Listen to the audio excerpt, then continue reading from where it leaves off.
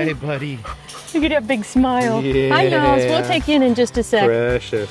They are incredible predators, and she makes a super big sack at the end of the season, and she'll die, and her sack will stay out here with her babies, and they hatch in the spring. We got topographical maps, and we took a look at the big picture. Everything that goes in here is stuff they can scratch and eat. So anything from the gardens, we have piles of leaves, we put everything, and they just scratch it. So they'll be here for a year, right? And I want you to smell that. Just give it a whiff. It's sweet. Oh yeah, it smells like sweet soil. It is. It's amazing. What's up, guys? Today we are in 6 Mile, South Carolina, and we are with Conchetta with Farm Girl Deliveries. She's going to show us her whole operation, what she's got going on. She's, from what I understand, she's into permaculture, and this farm, as I pulled in, it's in the mountains, in the kind of the foothills of the Blue Ridge Mountains. It's beautiful already, and it's a perfect overcast day, so I'm excited to see what we're going to get into. All right. Morning. Morning, Conchetta. Riley, nice to meet you. Nice to meet you. Appreciate y'all coming out. Yeah, thanks for having us. I know it's always interesting to interrupt people's operations because they have things going on, but I really appreciate you taking the time. Absolutely. And doing this for us. It's really been fun this year. We've opened the farm quite a bit more than we normally have, and so we've been sharing with the community in folks being able to come to the farm. We did a collaborative with Dovichenko's, and you can spin around and see their beehives. So a little while ago, they brought 24 hives out, 6 o'clock in the morning, and Vitaly and David just pulled them off, manhandled them, set them up. And so they were out here for the flow, the honey flow, right. And then at the end of that, we did a little open farm and a tour, and that was fun. So people could come and get a little demo with the bees, put on suits, and then they got a tour of the farm and talked about sustainability and things like that we did. Guys, I don't know if you remember, a few videos ago we did the video with the Dovichenkos, and so that's who she's talking about. And so that's kind of what's cool about here in South Carolina is the farming community can be a little bit tight-knit, and so you have farmers working together. That's awesome. So those guys came, and then after that tour they took almost all of the hives up for the sourwood flow. Oh yeah. So they're up in the mountains and they're almost done, and then they'll come back here for the goldenrod. Oh, that's awesome. Yeah, so we love it because when they're here, it's tens of thousands of bees, and they are everywhere. Like, you see them all the time, but when there's 24 hives, it's amazing. It's amazing. Yeah, I was intimidated when we went and saw one of their operations, and they put a hat on me. I wasn't brave enough, at least in the beginning, to go with nothing. Yeah. But man, being surrounded by hundreds of thousands of bees, it was intense. Those little babies are on a mission. Yeah, they are. So welcome to the farm. We found this land in 2018 after looking for 2 years. Oh, no way. Yeah, okay. And so it was a real gift because it's got an incredible history in terms of the Cherokee being here. 6 Mile Mountain is right there. There are multiple springs on the land, so it's 21 acres, and about half of it is still forested, mostly beech.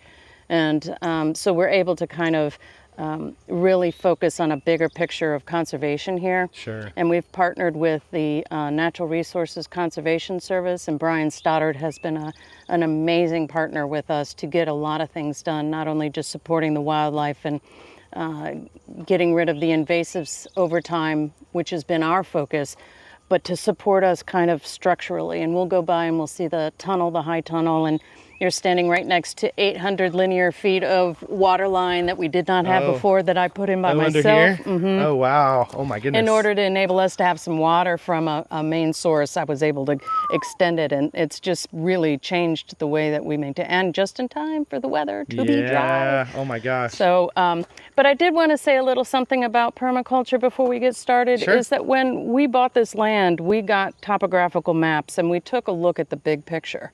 Where is the water flow? Where do you have maybe concerns like erosion? Where's the main wind come in? Where's the sun go up and over? Where do you want to place your home? This home wasn't here. And then how do you want to lay out your gardens and things like that? So you're looking at different zones that keep you efficient, things that, maybe 0 to 5. So 0 would be the home where you live all the time, and 1 and 2 would be something you're visiting every single day. So that your efficiency and the flow of your land are focus that way. And it's, Okay. you know, it's people focused, it's community focused, and it's land focused. And so permaculture is really something to look into. So I'm 100% on board with that. Yeah. I love the idea of permaculture versus like monocropping and that kind of thing. Right. Building an ecosystem. One question I'm sure some people watching might have is like if they're looking into buying land, you know, because a lot of people that watch this channel either are new to homesteading Right. or, you know, permaculture style farming, or they're Right. looking to get into it. How can someone find some of that data? You're talking about like the topography, the wind direction. Right. How can So they if find that? Mollison was one of the originators back in the 70s, and permaculture is pervasive because Okay. this is really a movement. The small farmers, sustainability, and community-based farming is a movement. For sure. And so, A movement I'm you know, happy is happening. I know, right? I don't want to eat chemicals. Thank you very much. Yep. But yeah, so you can literally just look up permaculture and you're going to just be given. But I mean, you know, you have no-till as a primary kind of consideration in terms of your approach to agriculture. You can farm on a back porch to 100 acres Yeah. and still do this market garden level type thing. I wouldn't be able to market garden on a porch, but the production and offsetting, you know, your family's bills and to guarantee good food and things of that nature can happen right in your backyard. So That's so cool. But I want to give a really good example of a simple one, and then we'll move on and look at the herd and some rotation and grazing. Okay. Oh, so you have animals too? Yeah, yeah, I didn't we even do. know that, guys. Yeah. Wow, that's awesome. They're tucked away. So Very cool. If you take a look at the house, it is actually turned south. So the guy who built this probably wouldn't want this is the back of the house, to face this front way. But for us, that's a direct south. And what that enabled us to do is during the summer, the sun is directly up and over. And in the winter, it drops this way so much that through those windows onto our concrete pad, there's actually 18 feet of sunshine into the home. Just heating the home. Just heating the home. And so That's we so have neat. a door here that's a storm door and a door on the other side that's a storm door and fans. So that really helps offset, which is really kind of That nice. is It's a awesome. simple consideration.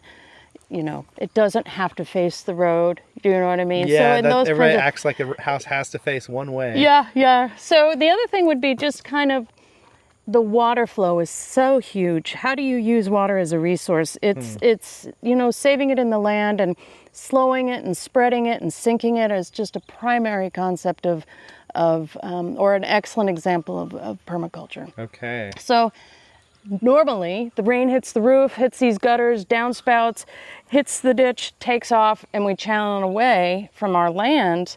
And then we turn around and turn on our hoses to irrigate with palpable water, potable water, right? Drinkable water. Drinkable water, right?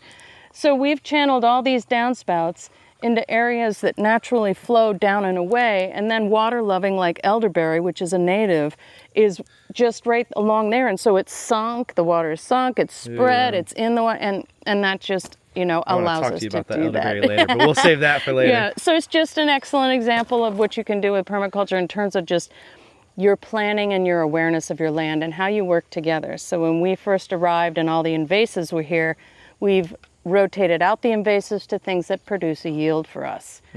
Elderberry is one of them. So for people who aren't quite as initiated, what exactly, like in your best summary definition, what is permaculture?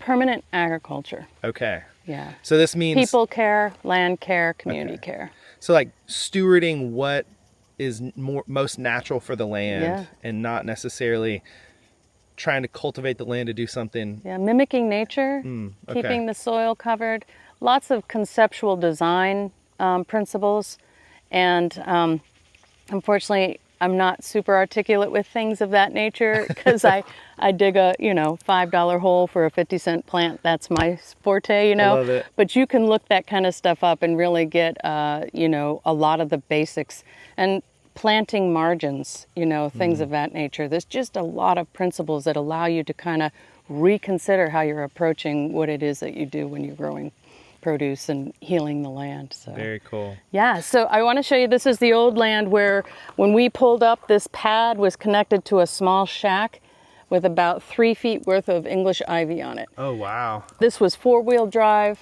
Bradford pears, spawns from hell with thorns, and kudzu as far as the eye could see. Oh my gosh. So kind of just taking that was really another important part about getting a topographical is what do you got, what do you have, right? So house placement and everything else. We're going to just cruise up here. Okay. You were talking a little bit about polyculture, and that's huge for us because really even on the hottest days or the most challenging time, we remember that we're building habitat from the smallest insects to just the birds that fly in. So like right here, this whole area, you could sweep in here and look, and it's a little bit chaotic, but for me, I know exactly everything that's in here. Oh, wow. And if you hone in on some of the things that are in here in this, so this is pussy willow, and it loves water, and one of our downspouts is channeled in here. Oh, wow. And the pussy willow is a winter production for us because we harvest that in the late winter, early spring. So, basically December through maybe February, March. And so it produces during the off seasons, but it loves water, so it does very well around here. Oh, very cool. Yeah, and so what does it produce? I don't know anything about... the cattails, the little pussy willows, the fuzzies. The decorative fuzzies. The decorative fuzzies. So we dry flowers all summer long up in our attic, and the pussy willows. So in the winter we produce wreaths and dried bouquets, and we rotate into that kind of production of creating the things from our flowers. That's cool. Yeah, keep us going and all of that. But you can just see pollinators. This would not be good for a bee, but for a native, their mouth parts are much, much smaller. This is perfect. So, sometimes let a weed come in because you don't know what the potential of that weed is. That's a good point. Especially if it's something where it's like, like if it can handle a weed, yeah. right? Like these look like they're handling weeds fine, like they're thriving. Yeah. And so, why? Yeah. You can maintain by mowing for sure. Sure, okay. Okay, so up here is our basic turnaround and stuff like that, but I'll show you just real quick before we tour in. We do a wash and pack type thing, so we'll harvest and we'll wash, then we come in here, weigh and pack. Okay. So they're coolers and things of that nature. We do all of our flower bouquet making. When we harvest flowers, we harvest first thing in the morning, we're already done. And then, and then we would put the buckets into the cooler for a minimum of 4 hours before we even begin to make bouquets. Got it. So cut flowers are not an afterthought. They're something that they're amazing. They're fun. We love them, but it's not an afterthought. It's not your grandma's zinnia bed. Okay. You know what I mean? So is it just because they're fragile or they're delicate? No, because you want to get them hydrated and to have value in cut flowers. One of the benefits of being like locally grown versus from South America out of a box is that they have longevity and vase life. So that value to the customer is super important. Plus the types of varieties we grow is because we're able to grow things from seeds. Okay. Johnny Seed, Baker Creek, So True out of Asheville. We use seed companies that are responsible and open pollinated so that we're kind of closing that loop a little bit. Sure. You know what I mean? So. Man, that's really cool. Okay, wow. So you can see the front of the house and then the mountain right there, right? So I think the builder probably would have preferred it like that. That's so funny that we're going around to the front of the house from the road, like you were saying. So I'm just going to stop right here because you're able to see a few things. Sure. And one is we channeled the water from the home down over here. And this whole area is a native experiment because originally I brought in things like cup plant and elderberry and things of that nature. And it's evolved. So right now, that tall grass that you see is Sudan grass, which is, it's considered a cover crop. It's super great forage and all that. But it's hardy and it's really making a presence. So I think it's going to affect the ecology. We're evolving, but this is part of what we've learned. A lot of our pasture, what we've learned about the pasture is because we let it go. We might mow some of the invasives. We rotate our herd on it. It's a very small herd, but we're watching what comes in. Okay. And we ended up after year 4, we got some little blue stem, which is a native. Oh, wow. Yeah, and super excited about that. So you kind of don't know what's in the seed bank if you're not able to allow things to come to fruition. And so kind of a challenge. Interesting. I'm a little nervous about that Sudan grass, but we'll see. Okay, we'll see. I see. Yeah, so anyway, the water looks goes hardy. down there and it's channeled, so it pops up here, and that whole area down there is on contour, but it's all getting water from the home. And if you can't tell, guys, some of that grass is like probably 7-8 feet tall. Yeah, for sure. That's crazy. The little shed that you see right there is another one of the grants that we've received. So Travelers Rest Farmers Market is a nonprofit market we participate in every Saturday, 8:30 to noon in Travelers Rest. Great market. If you're in South Carolina, upstate, please go. The best. You can vote for them to be, like, they're doing the voting for best farmers markets right now, and they're the best in South Carolina. They're trying to bump up a little bit more. See. So anyway, but we received a grant, and that is a walk-in cooler the girls and I are building from scrap. Way. So it takes us a little while because we have to have a work day to do it, or a work hour, or whatever. But that is our walk-in cooler, and we got our plans through the CoolBot that's going to help. CoolBot. Yeah, it's a little tiny computer that helps you with just a basic window unit air conditioning to allow it to stay at lower temperatures and stay on. Super easy concept. What? Super effective. They have building plans. It's an amazing thing. So you just basically use a regular air conditioner and it basically hacks the computer so that it'll not shut off when it gets down to 60 degrees. It'll just keep going. So That's CoolBot. neat. B-O-T. That is a cost-efficient way. I love it. All right, so this is a really good example of a garden that had chickens. Oh, okay. We're a little shaggy around the edges, but that's kind of just us. But chickens were here. And so they prepped this area, which was basically wild already. Okay. And we had the chickens here, and you got to have kind of a critical mass for a certain period of time to get them to get all the seeds out of the bank, right? And then we put in the rows. We never tilled. They did all the tilling for us. So we're a no-till, and we get resources, and I'll show you that, but we get leaves, chopped leaves, and we get chip drop, and no carbon ever leaves our land. We bring carbon if we can. Bring it on. I'm guessing you probably are very familiar with and listen to and whatnot with Joel Salatin. Oh yeah, Joel Salatin. Carbon. Yeah, and Jesse with no-till farming. Yeah, Jesse. Yep. He's the best. He's the great. best. He's so funny. So yeah, in the back there's just we had planted some stuff. There's Caesar, our dog. Oh, nice. Just kind of to support the pollinator, because flowers and you know, vegetables love each other. Yep. You know, so anyway, that's what this was. Got some okra and eggplant and basil and stuff coming in. So were you saying that the chickens essentially peck all the weed seeds out? Or? Yeah, so we actually enclose this, put the chickens in there, and they stay here 24 hours a day for a certain period of time. This one, it may have been a year. At least a full season. Oh, wow. Yeah. And so then when you're done, you're dealing with a top layer of compost, and we'll show you on a larger scale over there. We have 100 chickens. So. Oh, wow. Okay. Very cool. Man, that's neat. I love it. I'm learning stuff as we go. I'm telling you. I'm trying to say all these tours really is me saving my knowledge for whenever I'm finally able to find some land. Oh, yeah. Well, and then also, you know, a lot of people do things cooperatively or lease. Or do multiple backyards or whatever. There's so many ways to do this. Yep. So many ways. It's a matter of just getting started. I love it. You hear that, guys? Just get started. Just get started. When I started, I had my pickup truck, or actually my Pilot and a trailer, and I would go down to Clemson, and Tony Tidwell and I would meet over at Nettles Park, and he would scoop composted chips into the back of my truck. I'd drive back up here, and I would start building beds. That's how I did it, one bed at a time. That's really cool. This channel is essentially my first step into just getting started. Yeah. You know, I'm like, I live in suburbia. Yeah. And so I'm like, I don't have land yet. I don't have any kind of land lease or, you know. Yeah. So what can I do in agriculture right now? Right. Find resources. I can learn about it. So let's do YouTube videos. It's about the soil. Yep. It is absolutely about the soil. And you've got to feed the microbes. You got to feed the soil, yeah, feed the microbes. You got to, because and they'll feed you. Oh, it's a good one. That's a good one. I love it. Okay, so you can see that we kind of do things inexpensively, and it gives us a lot of versatility, but we've not had a lot of operating money, so we're just, you know, I just want to give a few things. But that's cattle panel, and that is a billboard tarp.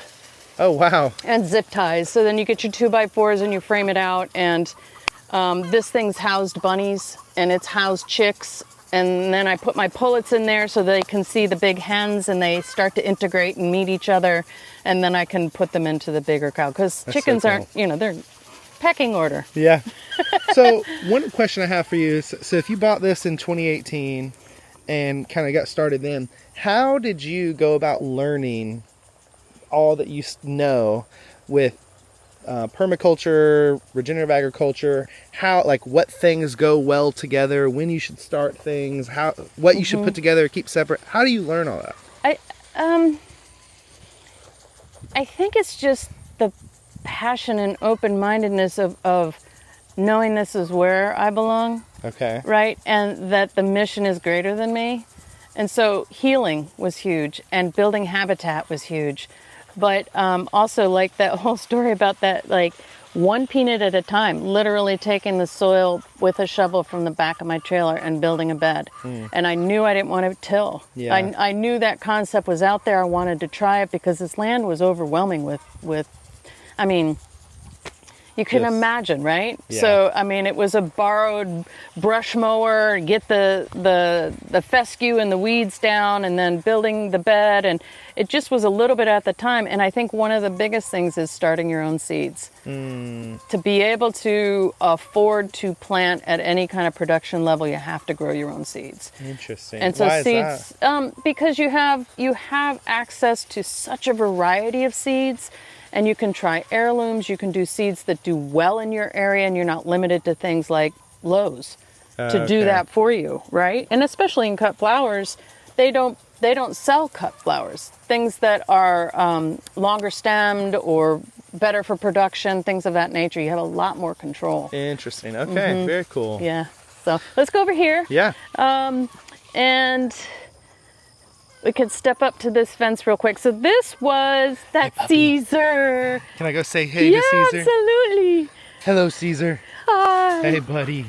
Look at that big smile. Yeah. Hi, Nels. We'll take you in just a sec. Precious. Caesar's a rescue, and he loves to zoom. So he loves the pasture because otherwise he's history. I see. We got here 2018, and there's kudzu probably 10 feet tall. Oh, wow. And groundhogs and all sorts of stuff. And so one of the first things we did was started with a donkey, went to Split Creek and Anderson and got some of their reject males and had them withered. So they're all just fixed males, and gave them the job of rotating them on pasture. Wow. So they're regenerating these pastures. They're not overgrazing. I just moved them this morning from here down to a third pasture down there. So 2 years ago, this was covered in kudzu. 2018 and 19. Oh yeah, I guess that would be 6 years ago. Yeah. That's but in the meantime, I do tell you that I love kudzu. In some ways, reframing how we feel about invasives. What is it about kudzu? I mean, it's high in protein, tastes like peas, smells delicious. Eat kudzu? Yes, it's edible. What? Yes, and people make syrup out of the blossoms and fiber from all of the stems. Do you know Nancy Basket? You gotta look up Nancy Basket. She uses kudzu, and she's a basket. I grew up here in the South, and you are blowing my mind right now. I did not know kudzu was edible. It's also tenacious. It makes a huge tuber that's super tenacious. So they eat it down whenever they see it. We have one piece growing in our thing over there, and we'll go and pull all the things and feed it to them, and they just come running. That is absolutely crazy. Okay. So anyway, this is what we do. We rotate. So there is some fine tuning to happen on this. But again, it's 2 sheep. Their mommy passed, so we rescued those boys, 5 goats, and 1 donkey. We have had a cow in the past, but she ate all the way down, and we could not rotate enough. So until we cross pasture and get a quicker rotation going, we can't do any hardcore animals or a bigger herd. Okay. So we found for us right now, a small herd is our balance, because it's one aspect of what we do. Got it. You know what I mean? Okay. So. Wow. These are our chickens. Again, they have a house, cattle panel, feeding area, and laying boxes here. There's about 100. I just put in 28 pullets, which are young girls, and the white one and a few of these others are they're up and coming. They're just starting to lay. And everything that goes in here is stuff they can scratch and eat. So anything from the gardens, we have piles of leaves, we put and they just scratch it. So they'll be here for a year.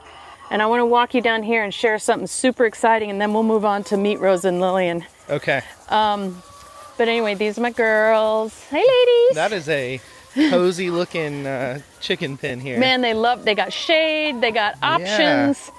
They have each other. And this is my one rooster. My friend tried to raise some eggs for me, and we just ended up with a few yard birds. They don't produce very much. I usually get just hardcore layers. Okay. So chickens who can lay anywhere from 250 to 350 eggs a year. Wow. Right? Per chicken. So, that's a lot of eggs, guys. So I'm leaning more towards 300 eggs a year on exclusively layer. We don't eat chickens here at all. So gotcha. None of that meat production. I see. My husband's a vegetarian, if that. Oh, is he? Yeah. So he'll eat eggs, just not meat? Oh, yeah. Gotcha. That's more. Are you vegetarian or? No, but I don't eat a lot of meat either. Okay. But we're not focused on that, and that's another thing is find where your passion and your focus is, because it's very easy to spread thin. Yeah. And I do have that idea that under the umbrella of the eggs, the produce, and the flowers, we want to kind of stay at a size that we can learn about sustainability for ourselves. Okay. Not only sustainability to stay on the land and heal the land, but how do we make it something we can do year after year after year, right? Yeah. And so if we continue to grow exponentially, we couldn't handle it. Yeah, and burn you out. Yeah, burn you out. Plus also it's a lifestyle for us. We live here. Yeah. Right? The girls live down in Pendleton and come to work every day. That's cool. Yeah, that's something to consider is how you make it live, sustainable for yourselves. So this is a pile of leaves that I have dumped, and we'll use every drop of this. That's crazy. And we have chips, and we'll use every drop of that. They can just sit here and compost for as long as they want, but they're already chipped. And oh, look at that! It's turning black. Put your hand in there. Is it warm? Oh, you betcha, baby. Oh, that's really warm. Check what that out. The heck? Leaves are the ultimate because they come inoculated. That's crazy. Right? They come completely inoculated with different it's so spores, warm in there. And I know, isn't that heavenly? I love it. This soil and composting is just such a fun thing. I just absolutely love it. So you spread this on your beds? Yeah, well, this is, we do a number of things. Okay. I did want to start with these guys. So this past spring, we rolled the fence back, put all the chickens on one side with a little fencing, and then we scraped the whole thing out. It was 100% ready. It had been there a year since we'd done it. It was 100% composted, and we put a pile of compost exclusively of their dirt right here. It was 20 yards, and that's what we build our beds with. Oh, okay. So that's all that's left. Wow, you used it all, Oh, absolutely. Man. Yeah, absolutely. But I mean, this is 100%, right? And I want you to smell that. Just give it a whiff. It's sweet. Oh yeah, it smells like sweet soil. It is. It's amazing. And I just, leverage the birds, man. That's crazy. So this is kind of, those leaves go on in huge scoops. You know what I mean? I'll just dump up and over, and they'll just tear it up and integrate it. So you use the leaves primarily for the chickens, yeah, and then use the chicken soil for the crops. Yeah, exactly. So that makes sense, because I was going to ask you, like, for the big piles of leaves, if you were using them for crops, I was going to ask, would it integrate weed seeds? Well, I think that's a great question, and it's not so much weed seeds with leaves, but there is definitely you are introducing.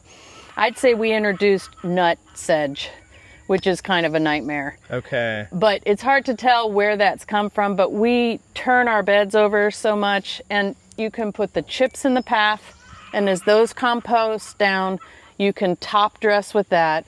Take them from the path and push them over onto so you have a closed loop. See that? I gotta learn all this. Is so cool. I love it. So I mean, we do take the and top dress with this. Like if we have a bed, you can do a number of things. You never want your soil naked, so we can put a layer of this on top till we're able to plant. or you can do a cover crop, or in some instances, if we need to get back control with the weeds, we'll put a tarp down for a while. Okay. So there's methods that we use that kind of allow us to keep cruising through a season. Sure. And this is the part of the season that, I mean, people think of summer bounty, and I'm like, summer's not the bounty time. Summer's you're almost like this during summer. Just trying to control everything. Oh, you betcha. Yeah, especially in the South. I mean, in the South. The humidity, the sun, the rain. Well, except this year. Right. Man. Yeah. So we'll take we're going to take a walk if you want to just do it. Oh, I guess we could start at the tunnel. Yeah, let's You want do to it. start at the Yeah, tunnel? let's go over there. So again, Brian Stoddard with the Natural Resources Conservation Service helped us get a high tunnel. Oh, This man. is 30 by 96.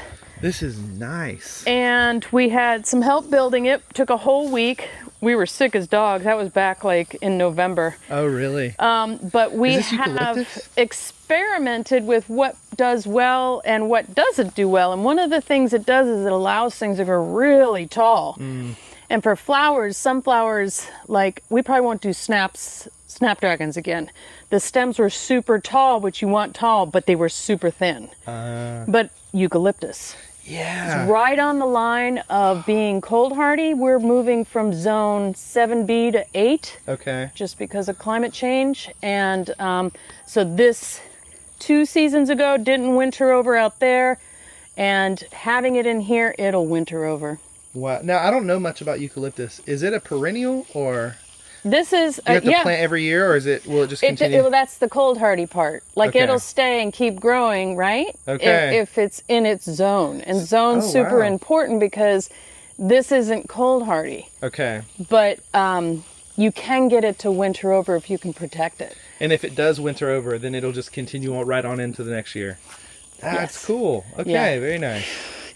Love it. And so, love.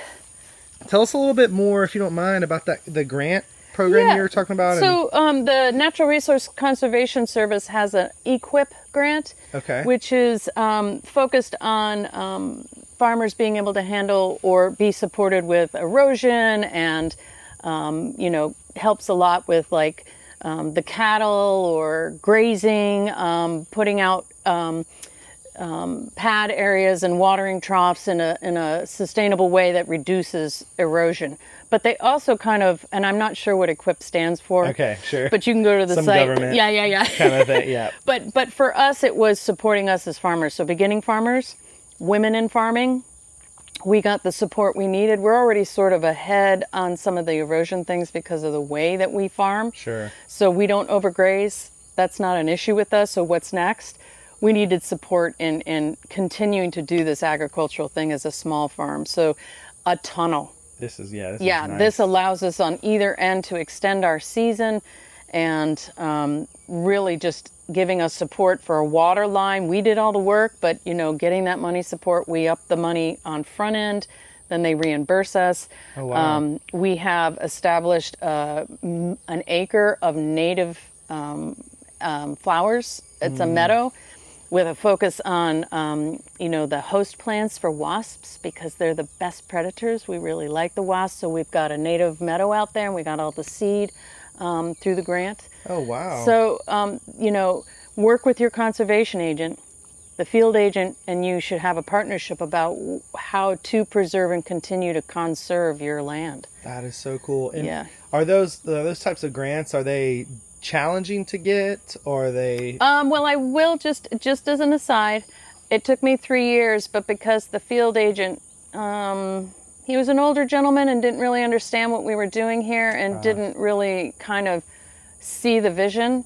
And then Brian came in and he got it, and he had so many ideas and so much experience and understood what we were doing, wanted to support our efforts, and that's how we developed. And we've got an additional grant since then for wildlife and birdhouses and owl houses, and just kind of more on a long-term stewardship kind of grant that we got subsequently to that, which feels like a super big blessing. So That's cool. yeah, That's let's very cruise cool. and meet the girls. All right, let's do it. This is Rosa. Rosa? Yeah, Rosa. And this is Riley. your daughter? Yep, Rosa cool. is in charge of the flowers. Ah, very cool. Rosa, Hi. nice to meet you. Nice to meet you. Very cool. Yeah, so I'm in charge of the flowers here. Get a load of these Oh, bumbles. look We at got a all lot of of these bumblebees out today. bumblebees. Wow, I don't know if it's gonna show up on the camera, guys, but there's like 50 bumblebees just all over these flowers. That's awesome. They really like these. These are celosia, which is one of our summer flowers. Okay. So it's Oh, actually, here, one thing, I'll throw this on you so it can hear you better. Okay. You want me to clip on my shirt? That's fine, yeah. Whichever way is most comfortable.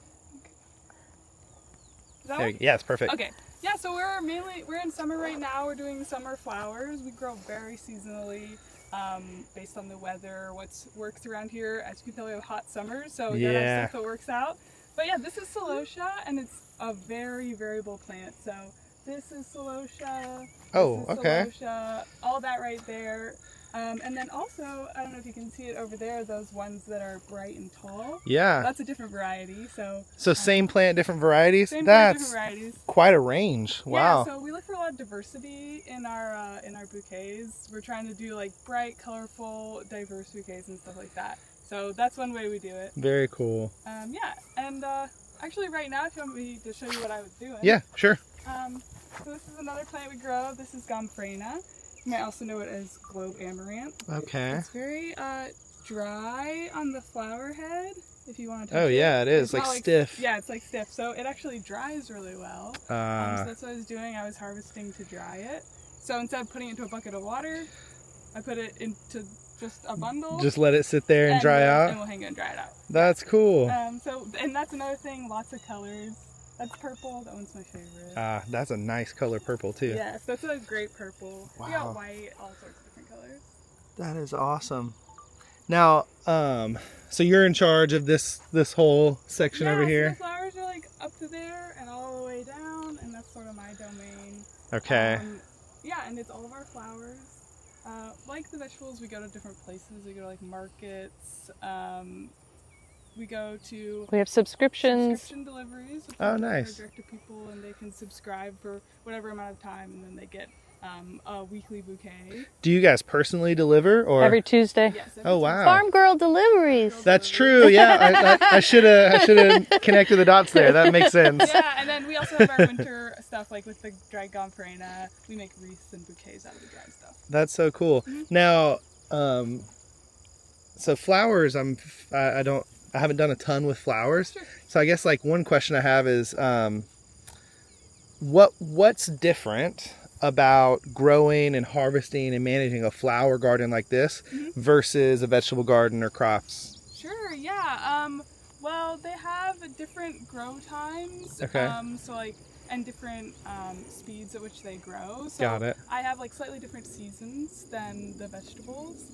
And I actually grow I do a couple spring generations and then like probably like 5 summer generations staggered. As you can see, like I clear flowers and then I'll plant directly into that bed with the next round. Okay. So I can get a lot of flowers going in the year. So like all of these are different ages. These are actually different ages.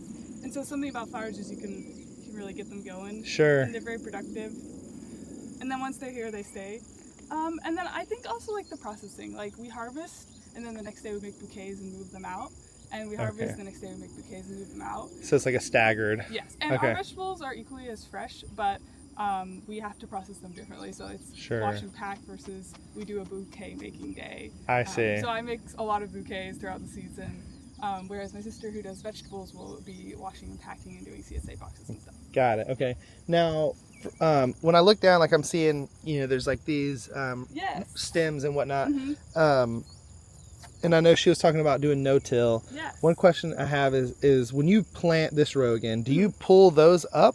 I won't. So there is a little bit of nuance to it, but for the most part what we do is we cut the stems down to the ground, so it's just stubble. Okay. And then we plant into that without disturbing the soil. So we wouldn't need to pull it out, you just plant into it. Interesting. Now that varies. Like there are a lot of plants that if you chop them down, they'll be like, oh, I'm coming right back. But with flowers, a lot of them have bloomed, and so they're done. I see. But also another thing, as you can see, we have some a little bit of grass and weeds. So often what we do is cut to stubble and then tarp.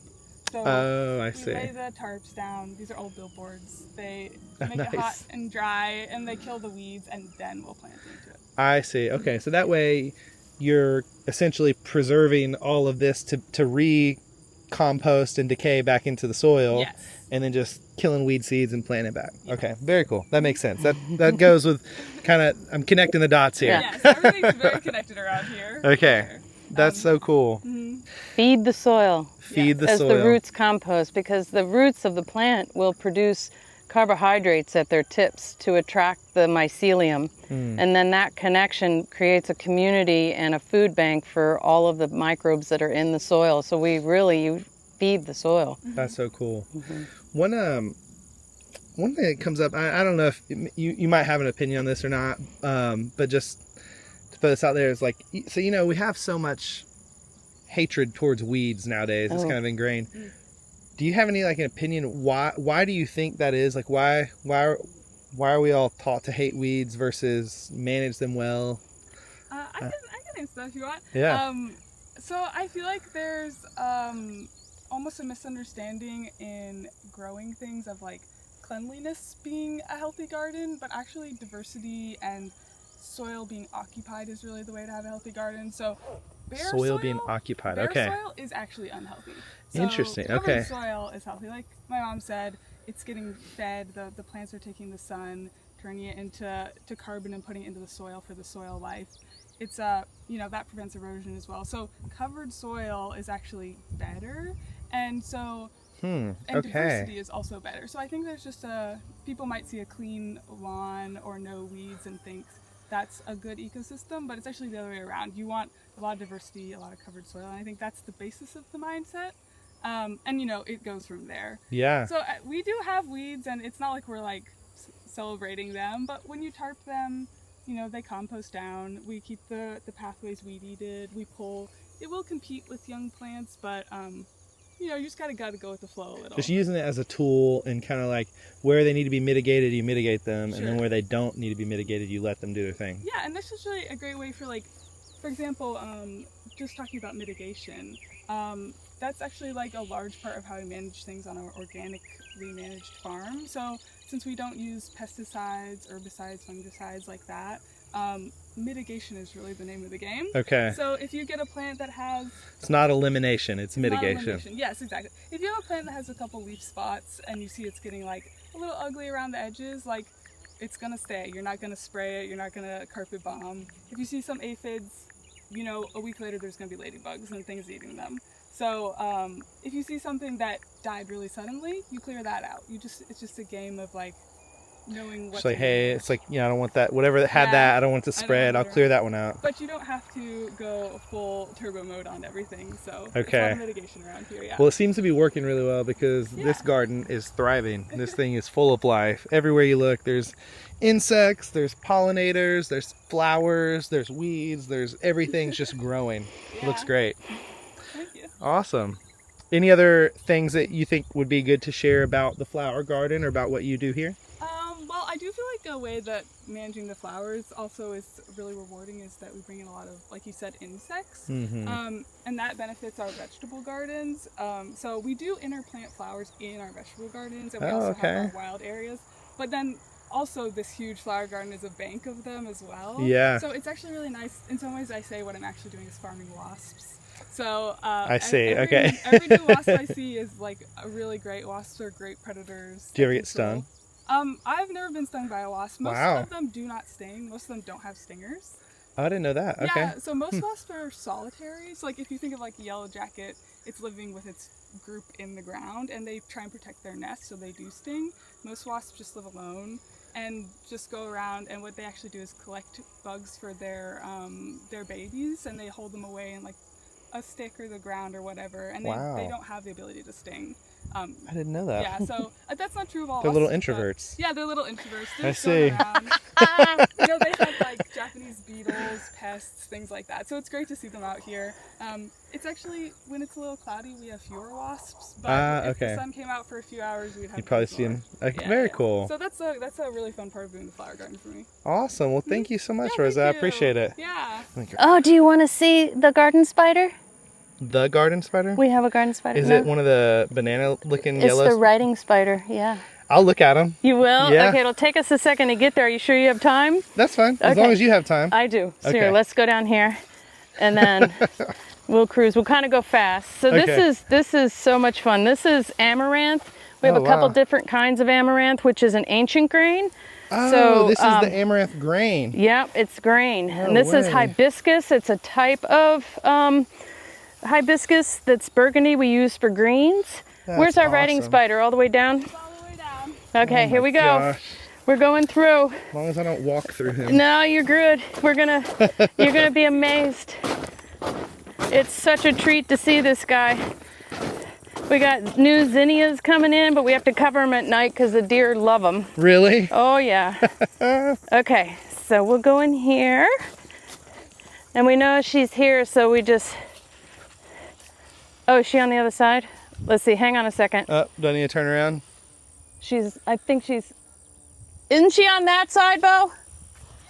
Okay. Those things are massive. Is it a full-grown one? Yeah, she's pretty big. Woo! You getting nervous, huh? Just slightly. You can go in as close as you want. I've already photographed her today. Where? Oh, look at it. So they're called a writing spider, and they're an orb spider or a garden spider, but they are incredible predators. And she makes a super big sack at the end of the season, and she'll die, and her sack will stay out here with her babies, and they hatch in the spring. Golly, those things are the most evil-looking spiders that exist. In my They opinion.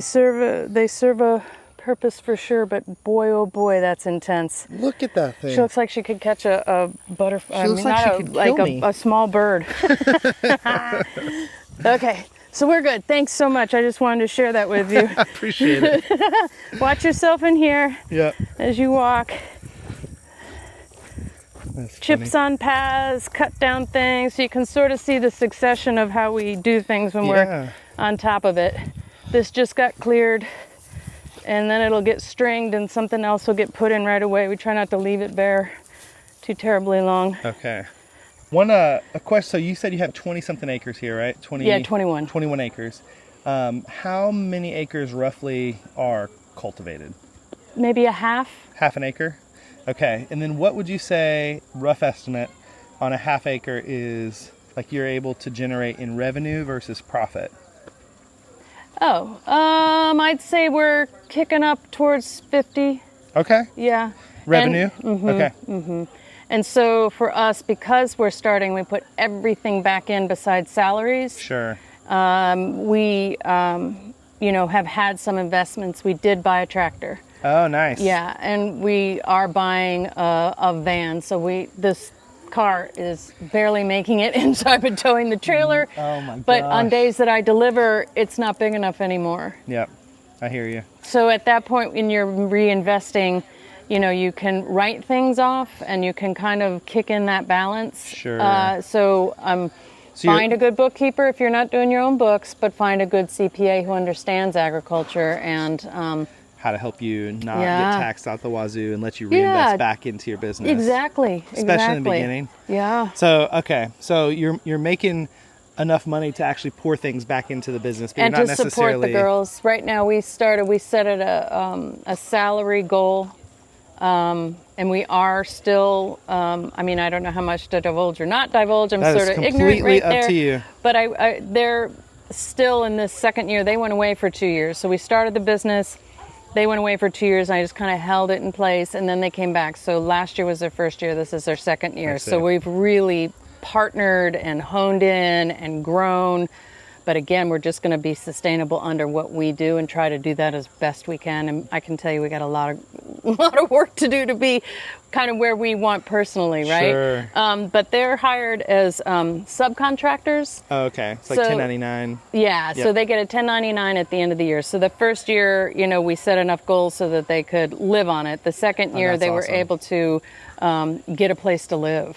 You know what I mean? So part of the sustainability is how do we sustain each other? Yep. Right. So. That is great. So that's one of my visions as well. Like we want to get a farm going, and then that way I have 3 daughters and a son on the way.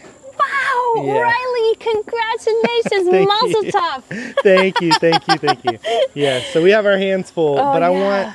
I want them to have their hands full, Yeah. helping and being a Oh, part yeah. of the family, and not just, I think one of the reasons people are so hesitant to have kids nowadays is because Yeah. when you live in a society that's all suburban and urban, then children they do cost resources. Yeah. But when you kind of get back to a little bit more how humanity had been for the thousands of years prior, Yeah. it's like, well, no, children are Yeah. a blessing. They're so smart, and they're my gosh. so passionate about this sustainability, and they so get it. They seem to love it. Oh, yeah. They're just, it's crazy. But let's go meet somebody. Let's do it. All right. So as you can tell, we love women around here. This is a women-owned business, and we have our intern. This is Sarah Hey. Paddington. She's from Riley, Clemson nice University. to meet you. Very cool. And this is my friend's daughter, Riley, who nice has to meet been you. with us for 3 years. This is Lily Hansen. Okay. And we love Lily. She comes in the summers between semesters and things of that nature. Very cool. And then Lillian. Lillian and Lily. Lillian okay. is a produce lady, but if you can see behind her, this is kind of where we're hardening off some of our Oh, seeds. yeah. Very cool. And Can I so, walk over there? Please. That's close? Okay. Rosa will talk to you over there. Very nice. This is so we start them indoors on a shelf. You want to hold it? Yeah. We start them indoors, and then they come out here to harden off, which is like get them ready to go outside. I see. So these are all flowers right now. Like this is what you saw out there, but finished ground. I see. And Okay. then some of these are vegetables. Some getting into fall vegetables, like we've got our beets here. Oh, yeah. And they'll germinate soon. We just sowed them. Very cool. So we just have things going all the time. Now, is this ginger? It is ginger, yeah. Those are some big ginger roots. That's awesome. Yeah. Wow, very cool. And so you do all of your starts in here? Yes. Okay. We start everything by seed. Okay. And we do it all in like this soil block type, and then this will just go straight out. Got it. So they go out pretty small, but that's how we do everything. Very cool. Awesome. Thanks. Okay. Yeah, this Okay, is so awesome. real quick, this is our wash and pack area. So we just kind of set up this whole garage. So again, in terms of write-offs, our garage is a portion of the house.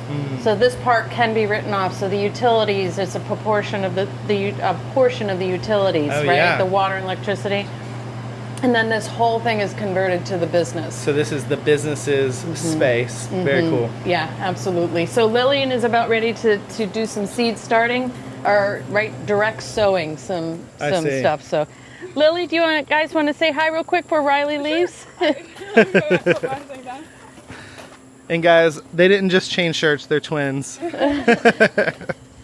And here, I'll hand this to you, that way you guys Do you can... mind if I'm gonna get them a thing to do real quick? Then Yeah, I'll be right back. that's Okay. fine.